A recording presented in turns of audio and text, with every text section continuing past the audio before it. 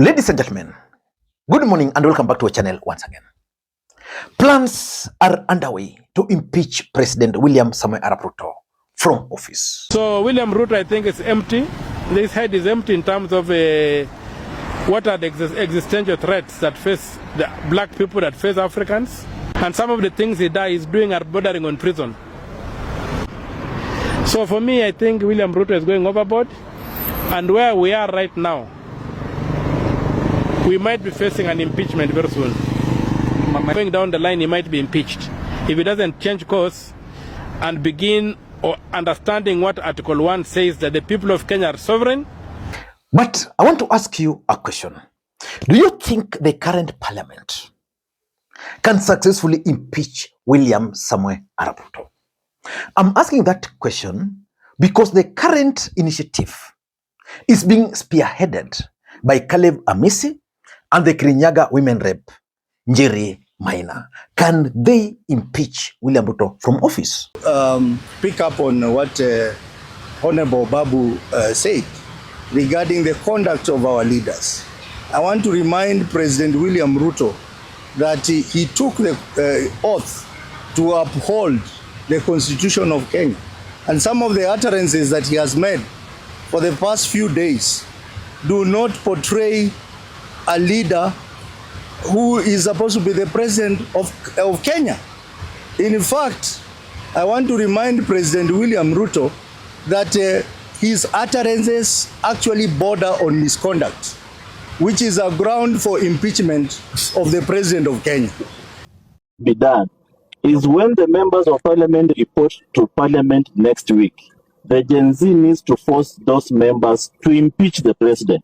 And any member of parliament who will not vote for impeachment of the president, they occupy their homes.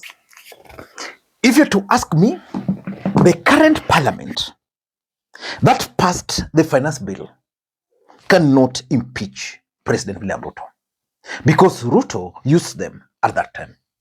The current parliament that impeached Gachagua from office cannot impeach President Ruto because they were also used by President William Ruto. But I've read the mood of the country. Most Kenyans want the president to be impeached. I want to ask you, who is your member of parliament? And do you think your member of parliament can stand on the floor of the house to impeach President Ruto? Let me read your comment. If you know your member of parliament, name him and let me know whether he can actually vote to impeach the president. Impeachment is a legal process, which means constitutionally, any member of parliament or any Kenyan can initiate the process of impeaching the president. This is what it says. The process to impeach the president. A member of the National Assembly, supported by at least a third of all members, may move a motion for the impeachment of the president. So it means if a member of parliament can garner a third, which the opposition can actually do, then they can now initiate that process. And then there are grounds. So the only grounds they can do that is on the ground of gross violation of the provision of the Constitution or any other law. Nelson Havi, the former Law Society of Kenya, revealed the other day that William Ruto can actually be removed based on this after he allowed the Ebola issue in the country. Number two, where there are serious reasons for believing that the president has committed a crime under national or international law, or for gross misconduct. So if you followed Gachagua's impeachment, it means the threshold has really been lowered. Anybody can come up with some of these allegations, and as long as he can convince the MPs, and importantly, for gross misconduct.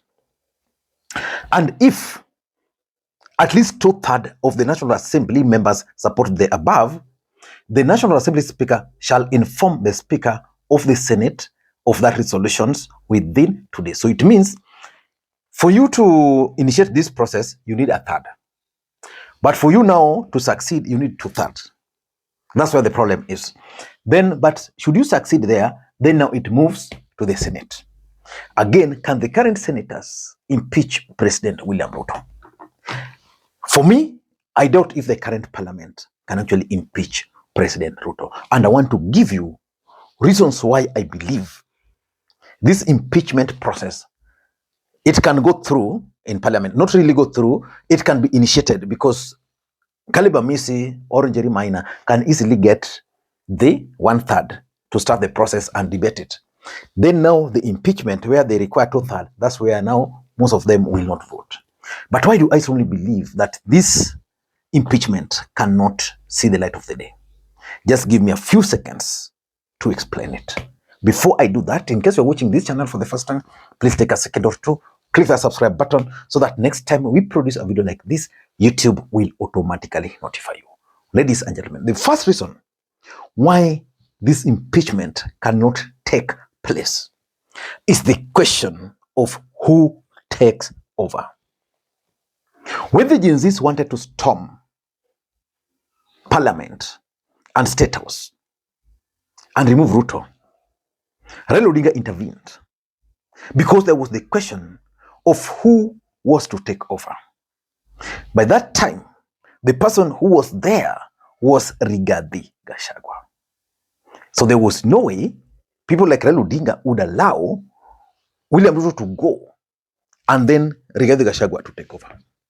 Because before Rigathi Gachagua became an angel, you know how he used to operate when he was the deputy president. I know that one might rub some people the wrong way. But now, who takes over if Ruto is removed today? Professor Abraham Kithure Kindiki. Now let us now start politics. 2027 is just a few months away. I think 13 months to the next election. And William Ruto can be removed from office through the ballot at that time. But now, if Ruto is removed today, who takes over? Professor Abraham Kithure Kindiki. Let me ask you, do you think Rigathi Gachagua can agree to remove Ruto?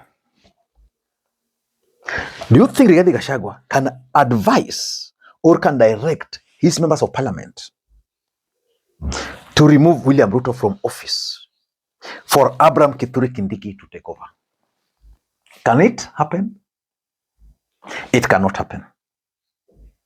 That cannot happen.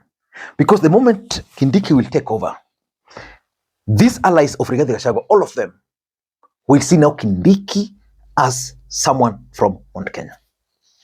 They will protect him fully. So, and because of that politics, there's no way currently Rigathi, who controls most of these MPs from the mountain, will agree for Kindiki to take over. Because Rigathi has a problem with the president, he has a problem with Kindiki. So if you're seated somewhere and taking some, like I've just taken some mind here, and then you are convinced that,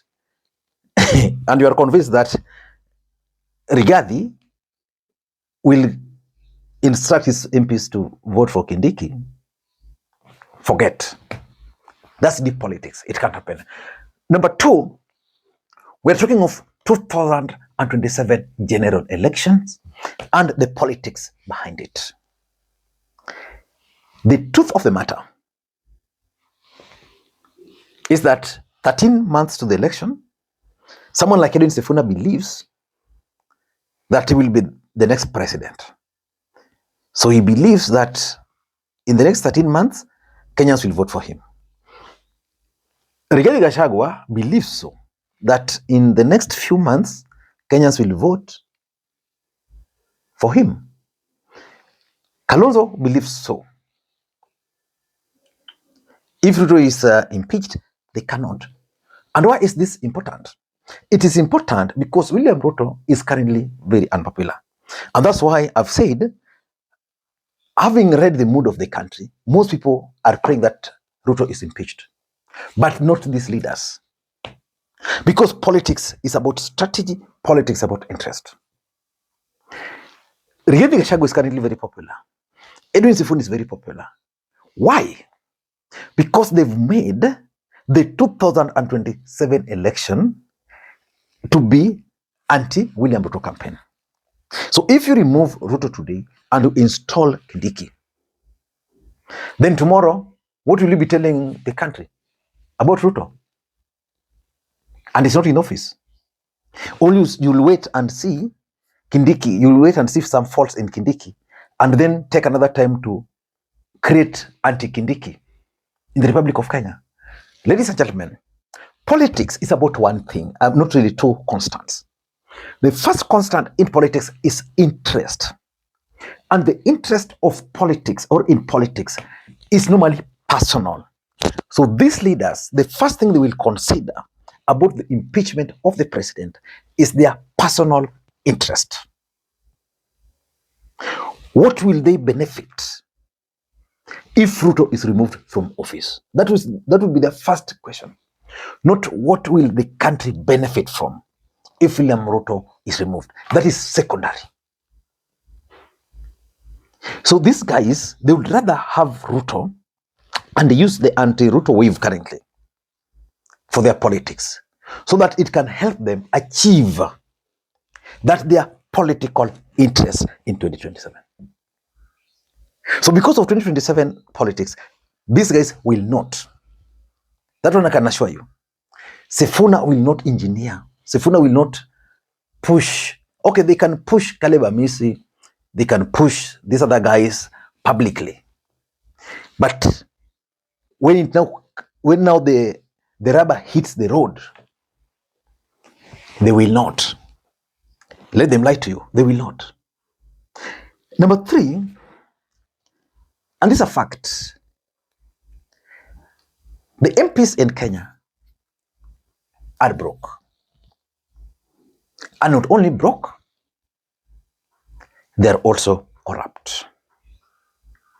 So the moment they will initiate this, KRA, poop. EACC, poop. Anti-corruption, they will not dare. How do you think William Ruto managed to persuade the MPs to vote for finance bill? While we knew at that time the country was almost burning. MPs went to parliament on June 2024 when the country was burning. Literally, the MPs were in the house debating and voting and very fast. Yes, yes, yes, yes, yes. Outside their gates, people were demonstrating. In their villages, people were demonstrating. But they still voted for that finance bill. So these guys are very broke. So if you considered finance bill and now impeachment of the president, which one do you think is more valuable to President William Ruto? His impeachment or the finance bill? Yeah? And these MPs want to convince you that they want to impeach the president. It's not going to happen. And importantly, the actual numbers, just like I said, they can easily get the 1/3. But the 2/3, they will play with those numbers so that they don't get it. Even if they get it at the Senate, they won't. Because Ruto will figure out, how do I deny these guys the 2/3? So he will only require, he will know the people will vote with him and those will go vote against him. And the people, he will identify certain people who cannot go against him. So for me, if you are to ask me, impeaching President Ruto can happen, but not now. It cannot happen. I don't know what you think. If you believe William Ruto can be impeached, in the comment section, without any emotion, please explain to me how these MPs can execute that. Until next time, this is Makwiny. Bye-bye.